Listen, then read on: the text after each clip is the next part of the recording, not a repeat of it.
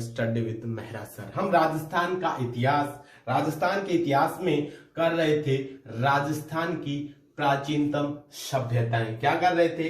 राजस्थान की प्राचीनतम सभ्यताएं हम कर रहे थे राजस्थान की प्राचीनतम सभ्यताएं।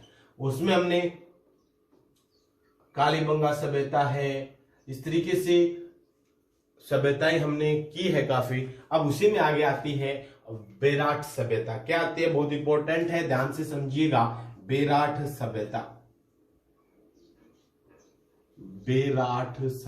कौन सी है? बेराट सभ्यता। ध्यान से समझिएगा दोस्तों, इंपॉर्टेंट है बहुत ही परीक्षा की दृष्टि से भी। कौन सी? बेराट सभ्यता। अगर हम बेराट की बात करें तो बेराट का अगर प्राचीन नाम की अगर हम बात करें, इसका जो प्राचीन नाम है, वो प्राचीन नाम क्या था? विराटनगर। क्या था भी? विराटनगर। प्राचीनतम नाम इसका जो बेराट सभ्यता है, ये अब क्या नाम है इसका? विराटनगर। और विराटनगर क्या थी भी? मत्स्य जनपद की राजधानी थी। ये अब कहां है? जयपुर के अंदर। कहां है विराटनगर? जयपुर के अंदर है। और दूसरा अगर हम देखें तो विराटनगर थी, वो आपने पढ़ा होगा, ये मत्स्य जो जनपद था, मत्स्य जनपद।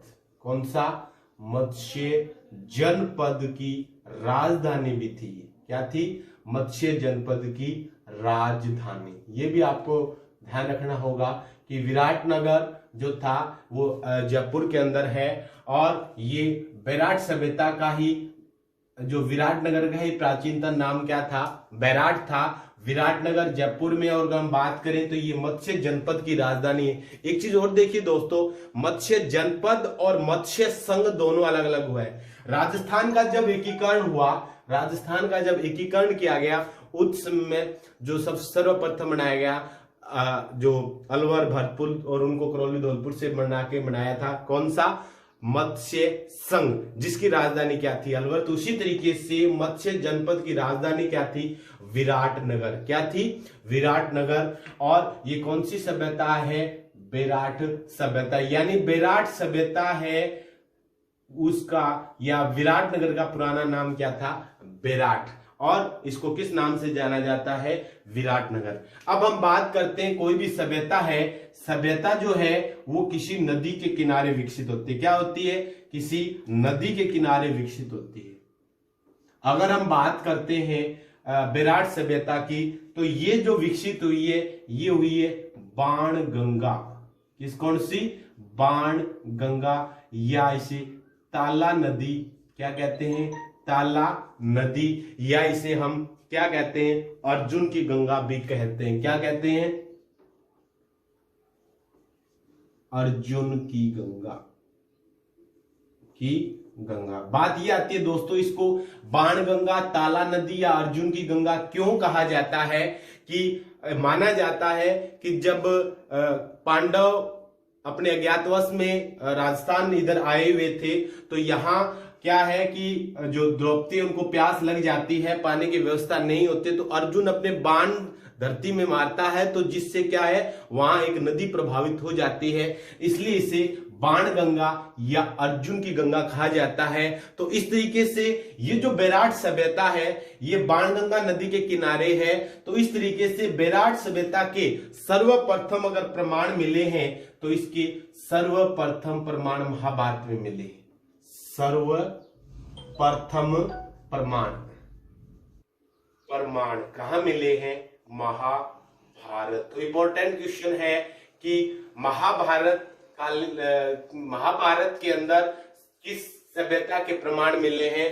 तो बेराट सभ्यता के जो प्रमाण है वो कौन से में मिले हैं? सर्वप्रथम महाभारत में इसके प्रमाण मिलते हैं। अब अगर हम बात करते हैं इसके उत्खनन के कार्य की, तो इसका जो उत्खनन का कार्य है वो करवाया गया किसके द्वारा? सवाई, जयपुर के महाराजा थे सवाई राम सिंह द्वितीय। कौन से थे? ध्यान से समझिएगा।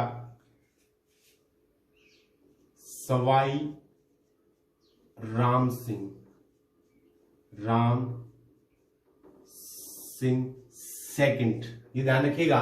सवाई राम सिंह सेकंड के द्वारा क्या किया गया, इसका उत्खनन कार्य करवाया गया। किसका? बेराट का उत्खनन कार्य करवाया गया। क्या करवाया गया?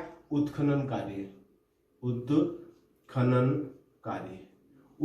कार्य करवाया गया। और इसका जब उत्खनन कार्य करवाया गया तो इसके अंदर एक सोने का कलश प्राप्त होता है। क्या प्राप्त होता है? एक सोने का कलश प्राप्त होता है। और क्या प्राप्त होगा इससे? जब इसका उत्खनन करवाया गया सवाई राम सिंह के द्वारा तो एक सोने का कलश प्राप्त हुआ। क्या प्राप्त हुआ भी? सोने का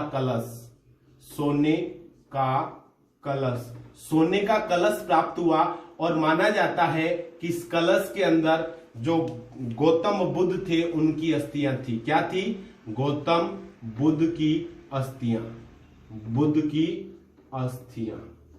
तो इस तरीके से ये भी परीक्षा की दृष्टि से इंपॉर्टेंट क्वेश्चन है कि सवाई राम सिंह सेकंड ने जब उत्खनन कार्य करवाया तो सोने का जो कलश प्राप्त हुआ उसमें क्या था? तो उसमें क्या प्राप्त होते हैं? माना जाता है कि उसमें गौतम जो बुद्ध थे उनकी अस्थियों के क्या थे? अवशेष। उसके पश्चात ये उत्खनन कार्य करवाया गया था सवाई राम सिंह के द्वारा। और उत्खननकर्ता कौन थे? इसका जो उत्खनन का कार्य किया गया, उत्खननकर्ता। अगर हम इसके उत्खननकर्ता की हम बात करें कि इसका जो उत्खनन है वो किसके द्वारा किया गया, तो सन 1936-37 में राय बहादुर दयाराम साहनी, यानी इसके उत्खननकर्ता की बात करें तो उत्खननकर्ता सन 1935-36 में राय बहादुर दयाराम, कौन थे? राय बहादुर दयाराम साहनी द्वारा इसका उत्खनन कार्य किया गया। ये तो पहले थे। फिर क्या होता है कि हम उत्खननकर्ता की बात कर रहे हैं, इसके उत्खननकर्ता फिर सन 1961-62 के लगभग, कौन से वर्ष? सन 1961-62 या 62-63 के लगभग जो इसका उत्खनन कार्य किया गया वो किया गया, या इसका सर्वेक्षण कार्य हम ये देख लीजिए। ये तो हो गए इसके उत्खननकर्ता सन 1936-37 ईस्वी में लगभग, कौन से? 1935-36 की जगह मिल जाता है, या 36 और 37 ईस्वी में दयाराम साहनी के द्वारा किया गया। और फिर इसका जो सर्वेक्षण कार्य किया गया, क्या किया गया? इसका सर्वेक्षण किया गया या इसका और उत्खनन किया गया, वो किया गया सन 1962 और 63 में। दो व्यक्ति थे, कैलाश दीक्षित, यानी किया गया सन 1962 और 63 में दो व्यक्तियों के द्वारा किया गया। एक तो थे कैलाश दीक्षित और नीलरतन बनर्जी। कैलाश दीक्षित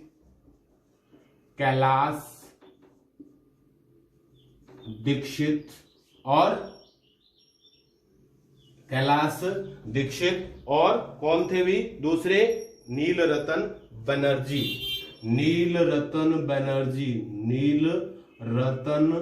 बनर्जी द्वारा क्या किया गया? इसका सर्वेक्षण किया गया, या हम ये कहें सर्वेक्षण किया गया, या हम ये कहें कि इसका अन्य जो उत्खननकर्ता थे वो ये थे। तो कुल उत्खननकर्ता की अगर हम बात करें तो 3 उत्खननकर्ता थे उनके। एक तो 1936-37 में दयाराम साहनी, राय बहादुर दयाराम साहनी, और 1962-63 के अंदर कैलाश दीक्षित और नील रतन बनर्जी ने शेष अन्य जो उत्खनन कार्य वो किया गया, या इसका सर्वेक्षण का कार्य किया गया।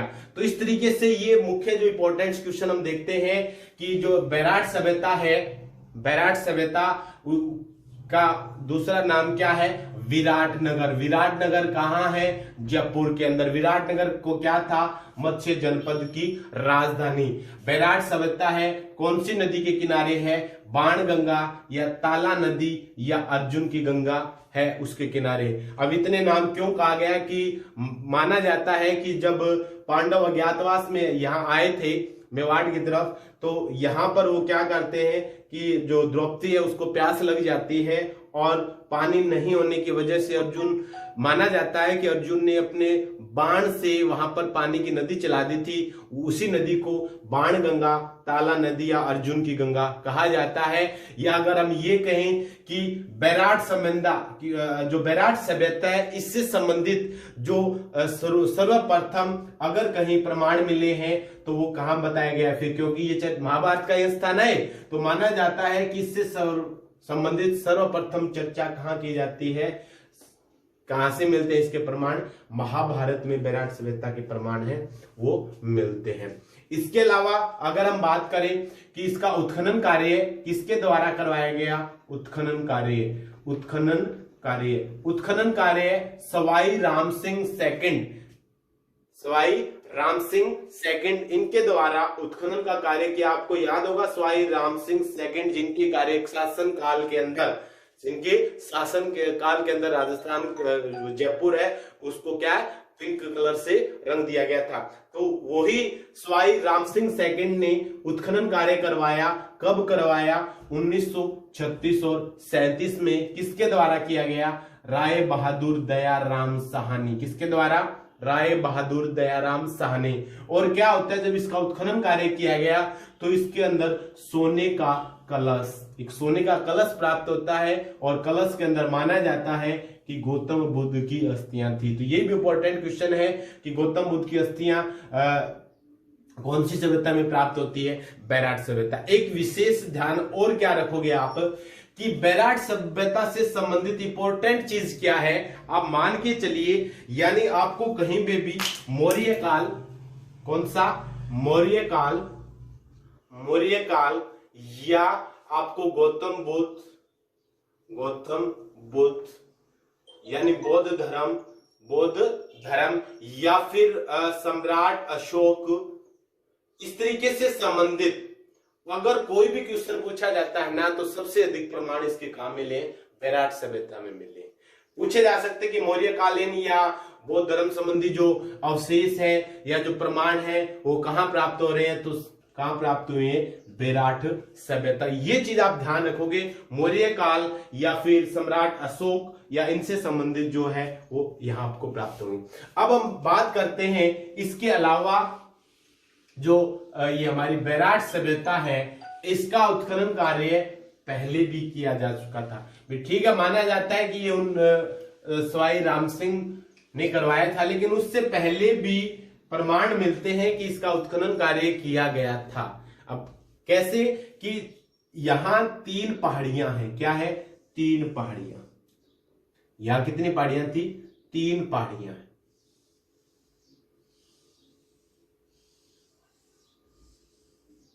3 पहाड़ियां हैं यहां की भाषा में पहाड़ी को डोंगरी कहा जाता है। 3 पहाड़ियों के नाम क्या है?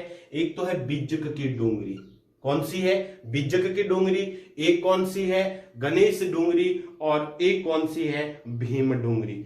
तो जो बिज्जक की पहाड़ी है एक कौन सी है? बिज्जक की पहाड़ी। बिज्जक की पहाड़ी। और एक क्या है? गणेश डोंगरी। गणेश डोंगरी। जो उत्खनन कार्य किया गया उसे पहाड़ियों का किया गया गणेश डोंगरी। और एक है भीम डोंगरी।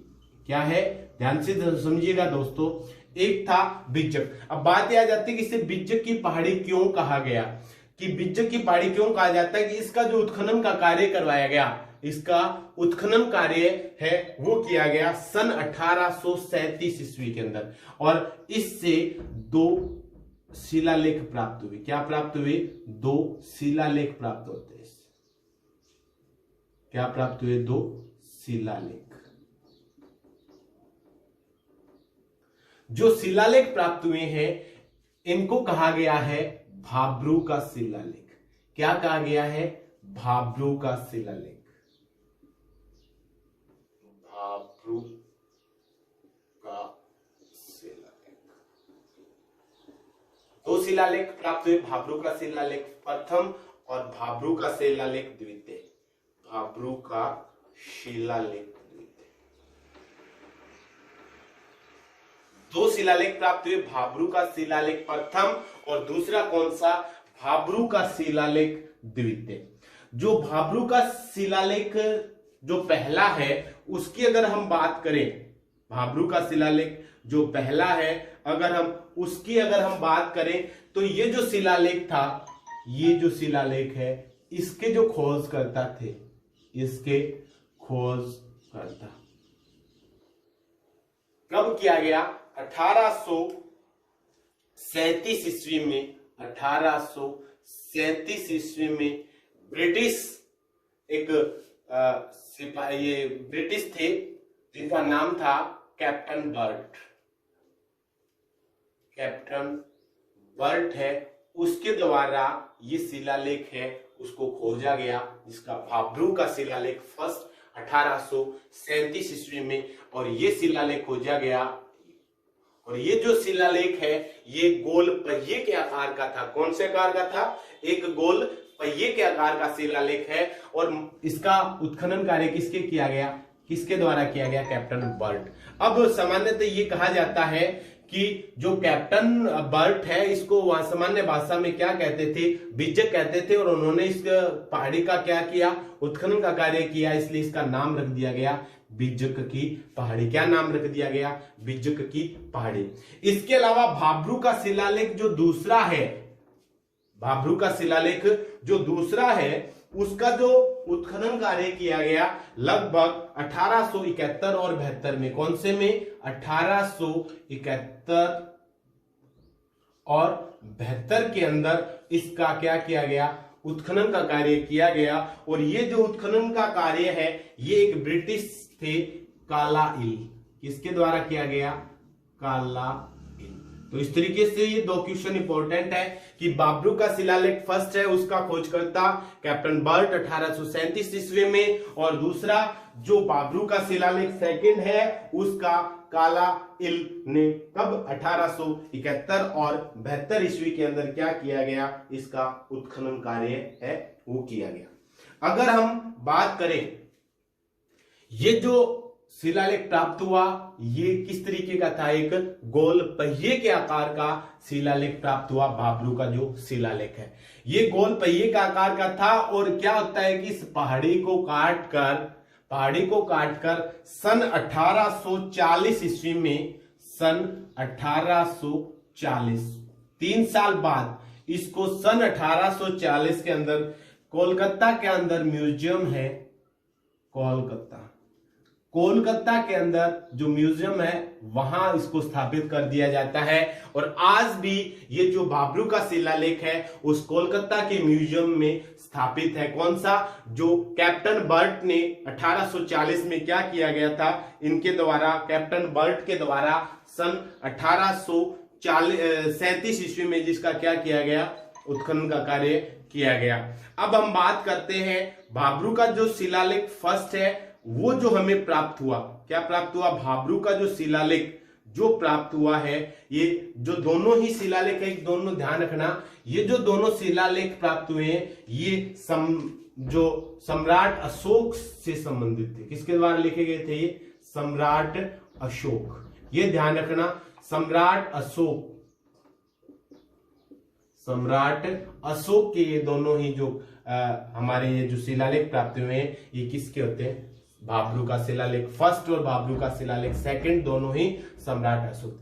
अब बात आती है कि ये जो शिलालेख निकला था, ये जो शिलालेख हमें प्राप्त हुआ था, इससे संबंधित गोल पहिए के आकार का जो महत्वपूर्ण जो बातें इस शिलालेख से हमें प्राप्त हुई है वो कौन कौन सी है, कि एक तो ये जो शिलालेख लिखा हुआ था ये बूस्टोफिदिन शैली में लिखा हुआ था। कौन सी शैली में लिखा हुआ था, नंबर 1 देखिए ध्यान से समझिए, बूस्टोफिदिन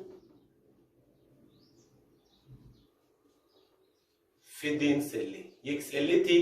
कौन सी शैली में प्राप्त हुआ है ये शिलालेख, बूस्टोफिदिन शैली के अंदर है ये जो शिलालेख है वो प्राप्त हुआ है। इसके अलावा इसके अंदर क्या है कि जो दूसरी अगर विशेषता की अगर हम बात करें तो जो सम्राट अशोक थे, क्या थे? सम्राट अशोक। सम्राट अशोक के 3 वाक्य थे वो इस पर लिखे हुए थे। कौन कौन से 3 थे भी? धम्म, संघ और बुद्ध। क्या था? धम्म, संघ और बुद्ध। ये ध्यान रखिए, सम्राट अशोक के 3 जो वाक्य थे, धम्म, संघ और बुद्ध, वो इस शिलालेख पर मिले हुए हैं। और ये जो शिलालेख है वो कौन सी लिपि में लिखा हुआ था? बूस्टो-फिदिन शैली के अंदर लिखा हुआ था। तो दोस्तों इसके अलावा अगर हम बात करें कि इसी के अंदर सम्राट अशोक द्वारा गो हत्या पर प्रतिबंध, इसी शिलालेख में क्या लगाया है? गो हत्या पर प्रतिबंध। तो इस तरीके से जो बाबरू का शिलालेख फर्स्ट है, सम्राट अशोक से संबंधित ये था। इसके अंदर जो सम्राट अशोक था उसके द्वारा गो हत्या पर क्या लगाया गया है? प्रतिबंध लगाया गया है। इसके अलावा इसी शिलालेख के अंदर सम्राट अशोक को मगध का राजा बताया गया है। इसी शिलालेख में क्या बताया गया है? मगध का राजा। सम्राट अशोक को मगध का राजा, अशोक को मगध का राजा बताया गया है। और इसी शिलालेख में क्या देखें कि जो सम्राट अशोक है इसे बौद्ध धर्म का अनुयायी बताया गया है। क्या बताया गया है? बौद्ध धर्म का अनुयायी। ये चीज देखिए, ये किस्म की बात कर रहे हैं हम। ये बाबरू का शिलालेख फर्स्ट जो अशोक से संबंधित था, जिसका कैप्टन बर्ट ने उत्खनन कार्य किया गया, जिसे 1840 में कोलकाता में रख दिया गया, उससे संबंधित हम महत्वपूर्ण जो बातें हैं वो हम देख रहे हैं। तो उसमें हमें क्या क्या प्राप्त हो रहा है? उसमें हमें प्राप्त हुआ कि ये एक बूस्टो-फिदिन शैली के अंदर था। ये सम्राट अशोक की धम्म, संघ और बुद्ध जो थे उनके महत्वपूर्ण जो संदेश थे वो इस पे लिखे हुए हैं। और अशोक द्वारा गो हत्या पर प्रतिबंध है, या अशोक को मगध का राजा भी इसी शिलालेख के द्वारा कहा गया है। और इसमें जो सम्राट अशोक थे उसको इसमें बौद्ध धर्म का क्या बताया गया है? अनुयायी बताया गया है। इसके अलावा अगर हम अन्य विशेषताएं इसकी हम देखें, क्या देखें? अगर विशेषताएं अगर हम इसमें देखें तो देखिए आप अन्य विशेषताएं नंबर 6 जो बाबरू का जो शिलालेख है वो क्या बता रहा है कि इसके अंदर जो स्तूप है वो प्राप्त हुए हैं। वो कौन सी शाखा के हैं? स्तूप प्राप्त हुए हैं। क्या प्राप्त हुए हैं? स्तूप जो प्राप्त हुए हैं वो कौन सी? हीनयान शाखा के थे। कौन से थे? हीन शाखा। ठीक है, इससे संबंधित जो स्तूप है वो प्राप्त हुए हैं। इसके अलावा इंपॉर्टेंट है वो क्या देखोगे कि इसमें सर्वप्रथम मंदिर की, ये चीज इंपॉर्टेंट है, सर्वप्रथम मंदिर के अवशेष। ये चीज ध्यान रखिए कि मंदिर के अवशेष तो बहुत सी सभ्यताओं में प्राप्त हुए, लेकिन सर्वप्रथम अगर कोई भी किसी भी मंदिर के अगर अवशेष प्राप्त हुए हैं तो सर्वप्रथम मंदिर के जो अवशेष है वो कहां प्राप्त हुए हैं? वो प्राप्त हुए हैं बैराट सभ्यता के अंदर। बहुत इंपॉर्टेंट है कि सर्वप्रथम मंदिर के अवशेष बैराट सभ्यता के अंदर प्राप्त हुए हैं। इसके अलावा इसमें एक बुद्ध की प्रतिमा मिली है। क्या मिली है? बुद्ध की प्रतिमा। बुद्ध की जो प्रतिमा प्राप्त हुई है वो कौन सी शैली में है? मथुरा। कौन सी शैली में? मथुरा शैली के अंदर है वो एक बुद्ध की प्रतिमा प्राप्त हुई है। इसके अलावा इसमें विभिन्न प्रकार के जो सिक्के प्राप्त हुए हैं वो भी प्राप्त हुए हैं। इसके अंदर जो सूती जो कपड़ा है उसमें समेटे हुए 36 मुद्राएं प्राप्त हुई है। क्या हुई है? 36 मुद्राएं प्राप्त हुई है। इसके अलावा इसमें पंचमार्क सिक्के हैं और चांदी जो इंडो ग्रीक सिक्के हैं वो भी प्राप्त हुए हैं। यानी इसमें 8 पंचमार्क सिक्के प्राप्त हुए हैं। पंचमार्क सिक्के हैं वो भी इसमें प्राप्त हुए। इसके अलावा इसके अंदर जो यूनानी जो सिक्के थे, इंडो ग्रीक सिक्के हैं, वो भी प्राप्त हुए। 28 इंडो ग्रीक सिक्के हैं, ग्रीक सिक्के, वो भी इसके अंदर जो है वो इसके उत्खनन के दौरान प्राप्त हुए हैं। इसके अलावा एक बाला की मूर्ति है, वो भी इसमें प्राप्त हुई है। बाला की मूर्ति, बाला की मूर्ति यानी एक छोटे बच्चे की मूर्ति प्राप्त हुई है, जिसमें ये माना जाता है, जिसके हाथ पांव नहीं है, माना जाता है कि इनका क्या किया गया, इस सभ्यता को नष्ट किया गया होगा। उसके दौरान जो एक छोटी बाला की मूर्ति प्राप्त हुई जिसके हाथ पैर नहीं। तो इस तरीके से बैराट सभ्यता की बात करें तो इंपॉर्टेंट बातें देखिए कि बैराट सभ्यता है, इसकी खोजकर्ता अगर हम बात करें तो इसमें 3 पहाड़ियां थी, एक तो बिज्जक की पहाड़ी, एक गणेश डूंगरी और एक भीम डूंगरी। अच्छा, भीम डूंगरी की बात करें तो यहाँ भीमताल भी है। क्या है? भीमताल। यह प्रश्न पूछ लिया जाता है कि भीमताल किस सभ्यता से संबंधित है, तो बैराट सभ्यता भीम डूंगरी के अंदर। और माना जाता है कि यहाँ पर जो पांडव थे वो आए हुए थे और जो द्रौपदी है उसको प्यास लगती है, तो भीम है वहां पर अपनी लात मारते हैं, जिससे यहाँ पे गड्ढा हो जाता है, जिसको क्या कहा जाता है? भीमताल, इसलिए इसको भीम डूंगरी भी कहा गया है। हम बात करते हैं इन पहाड़ियों का उत्खनन किया गया, तो सर्वप्रथम बिज्जक की जो पहाड़ी है इसका उत्खनन किसके द्वारा? खोजकर्ता जो थे इसके कैप्टन बर्ट, ब्रिटिश थे। 1837 के अंदर इन्होंने जो बिज्जक की पहाड़ी उसका उत्खनन के दौरान एक शिलालेख प्राप्त हुआ, जिसे कहा गया है बाबरू का शिलालेख। जो बाबरू का शिलालेख प्राप्त हुआ था, एक पहिए की गोल आकृति का था और ये कौन सी? बूस्टोफिदन शैली में लिखा हुआ था। इसी शिलालेख में सम्राट अशोक के धम्म, संघ और बुद्ध धर्म जो बुद्ध शब्द जो थे वो लिखे हुए थे। इसी शिलालेख में अशोक द्वारा गोहत्या पर प्रतिबंध लगाया गया। इसी जो शिलालेख है उसके माध्यम से अशोक को मगध का राजा बताया गया है। इन्हें अशोक को बौद्ध धर्म का अनुयायी बताया गया था। और ये जो मुख्य जो बाबरू का शिलालेख है, इससे संबंधित ये जो 5 इंपॉर्टेंट बातें विशेषताएं प्राप्त हुई है, वो जो बाबरू का शिलालेख फर्स्ट है। कौन सा? ये। और क्या होता है कि 1837 में इसको उत्खनन का कार्य किया गया। सन 1840 ईस्वी में, 1840 ईस्वी के अंदर क्या होता है कि इसको यहां से काटकर कोलकाता संग्रहालय म्यूजियम में रख दिया जाता है, जो आज भी कहां है? कोलकाता म्यूजियम में स्थापित है। इसके अलावा एक शिलालेख और प्राप्त हुआ था जिसका नाम रखा गया बाबरू का शिलालेख सेकंड। और कब? 1871-72। ये 1837 या 1871-72 में खोजा गया। और ये भी किसके द्वारा खोजा गया? ब्रिटिश के द्वारा, काला एल। क्या नाम था उनका? ब्रिटिश का काला एल। इसके अलावा इस सभ्यता की अगर हम बात करें तो इसके उत्खनन के दौरान अन्य जो बातें प्राप्त हुई है, इसमें जो स्तूप प्राप्त हुए हैं वो कौन सी? हीनयान शाखा से संबंधित थे।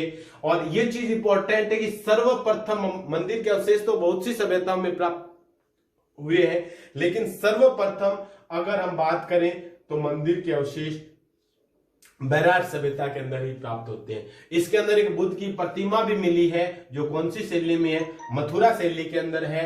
इसके अंदर जो मुद्राएं और सिक्के प्राप्त हुए हैं उसमें देखिए 36 मुद्राएं, कपड़े से लिपटी हुई मुद्राएं प्राप्त हुई है, 8 पंचमारक सिक्के प्राप्त हुए हैं और 28 इंडो ग्रीक सिक्के। तो इससे संबंधित भी क्वेश्चन पूछा जा सकता है। तो इस तरीके से, और इसके अलावा अगर बात करें भीम डूंगरी के अंदर भीमताल भी है। माना जाता है कि भीम द्वारा अपने लात मार के यहाँ से गड्ढा खोदा गया, जिससे पानी की व्यवस्था की गई थी द्रौपदी के लिए। तो ये यहाँ भीमताल, इसलिए इसे भीम डूंगरी भी कहा जाता है। तो इस तरीके से हमारी बैराट सभ्यता